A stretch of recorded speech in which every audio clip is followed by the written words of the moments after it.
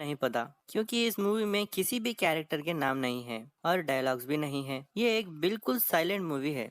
तो हम इस औरत का नाम मधु रख देते हैं। मधु रोज एक नाव से एक जगह से दूसरे जगह आना जाना करती है। ये नाव ही इसका ट्रांसपोर्ट है। ये सारे लोग नदी के किनारे ही जीवन गुजारते हैं। जब मधु रात को सोने लगती है तब उसे पेट में दुखने लगता है। बाद में सुबह हो जाती है पर मधु को अभी भी दर्द हो रहा। तब वो नदी के किनारे जाकर लेट जाती है। ऐसा करने पर उसे थोड़ी राहत मिलती है। थोड़ी देर बाद वो अपने बतखों को देखने के लिए जाती है और बतखों के अंडों को ले लेती है। बाद में मधु नदी से सीप निकालकर अपने नाव में रख देती है। दूसरी तरफ हमें मधु के हस्बैंड को दिखाया जाता है। ये एक पेड़ से सेंधी निकाल रहा होता है। ये छोटे मोटे काम कर कर अपना गुजारा करता है, जैसे कि सेंधी बेचना, मछलियाँ पकड़ना। बाद में हम देखते हैं कि मधु उन सीप का सालन बना रही है। तभी उसका पति भी घर आ जाता है। तब वो कपड़े में लगा खून देखता है। इससे वो समझ जाता है कि मधु को पीरियड्स चल रहे हैं, पर उसका मन तो पलंग तोड़ने का था। मधु उन सीप के सालन को टोकरी में रखकर बेचने जाने वाली होती है। तभी उसका पति उससे रोक लेता है। तब उसका टोकरा नीचे गिर जाता है और वो जबरदस्ती मधु को कमरे में ले जाता है और उसके साथ जबरदस्ती करने की कोशिश करता है। तब मधु उसे कपड़े पे लगा हुआ खून दिखाती है। इस तरह वो उसे बताने की कोशिश कर रही है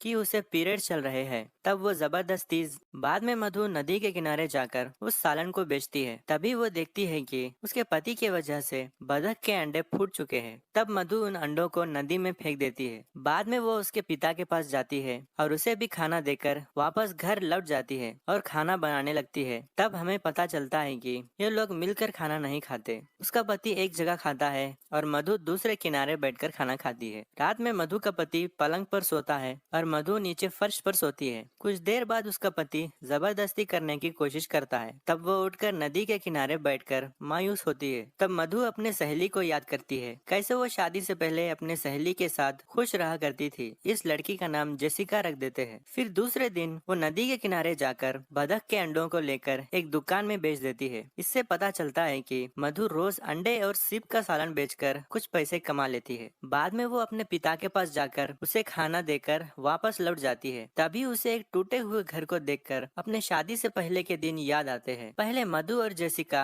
इसी घर में मौज मस्ती किया करते थे। एक दिन जेसिका मधु को टच करती है और उन दोनों के बीच प्यार की चिंगारी सुलग जाती है। फिर हमें प्रेजेंट टाइम को दिखाया जाता है। जेसिका की याद आने पर फौरन मधु घर जाकर जेसिका को फोटो देखने लगती है। फिर बाद में मधु रात में खाना खाने लगती है। तभी उसका पति प्लेट पटकता है। इससे वो उसे बताने की कोशिश कर रहा है कि और कब तक खाओगी, जल्दी से कमरे में आ जाओ। तब मधु खाना खाकर कमरे में जाती है। तब उसका पति उसके साथ पलंग तोड़ने लगता है, पर मधु को अपने पति से प्यार नहीं होता। तब वो एक लाश की तरह पड़ी होती है। दूसरे दिन मधु हर रोज की तरह अपने पिता के पास जाती है, लेकिन इस बार उसने खाना नहीं लाया था, क्योंकि मधु अपने पिता से नाराज होती है उसकी शादी उस आदमी से करने पर। तब उसका पिता शर्मिंदा होता है। उसके बाद मधु नाव में दो नन्स को देखते ही उसे दोबारा जेसिका याद आती है। फौरन अपने घर जाकर रोने लगती है और अपने गुजरे हुए लम्हों को याद करने लगती है। मधु अपनी जिंदगी से परेशान हो चुकी थी। सोचती है कि क्या यही मेरी जिंदगी है, क्या कभी भी उसके जिंदगी में खुशियाँ लौटकर नहीं आएंगी। दूसरे दिन मधु अपने पति को बिना कहे बस में जेसिका के पास जाती है। वो देखती है कि जेसिका एक नन बन चुकी है। जेसिका को देखते ही मधु गले लग जाती है, पर जेसिका उसे दूर कर देती है। बाद में वो सबके साथ मिलकर खाना खाती है। दूसरी तरफ उसका पति मधु का इंतजार करने लगता है। रात हो जाती है, फिर भी मधु अभी तक घर वापस नहीं लौटती। घर में खाना नहीं होने पर उसका पति गुस्से से बर्तन तोड़ने लगता है। जेसिका अलग कमरे में सोती है और मधु भी अलग कमरे में सोती है। फिर दोनों को भी नींद नहीं आ रही होती है। तब जेसिका सोचती है कि इतने साल बाद मधु यहाँ क्यों आई है। दूसरे दिन सुबह को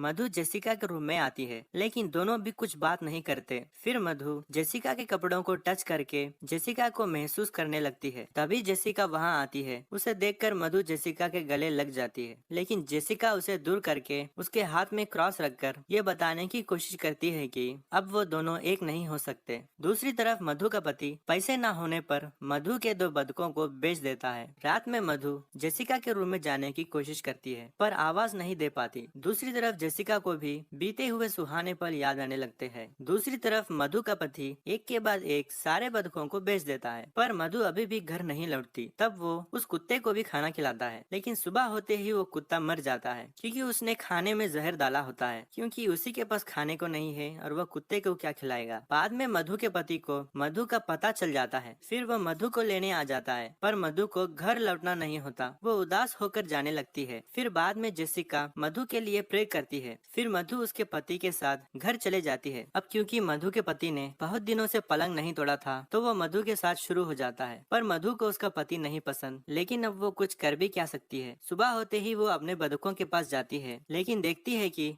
सभी बतखों को उसके पति ने बेच दिया है। ये देखकर मधु दुखी हो जाती है। तभी उसके पास जेसिका आती है। उसे देखकर मधु फौरन गले लगती है, पर इस बार जेसिका उसे दूर नहीं करती। बाद में वो दोनों नदी के बीच जाकर मजे करते हैं। इस तरह ये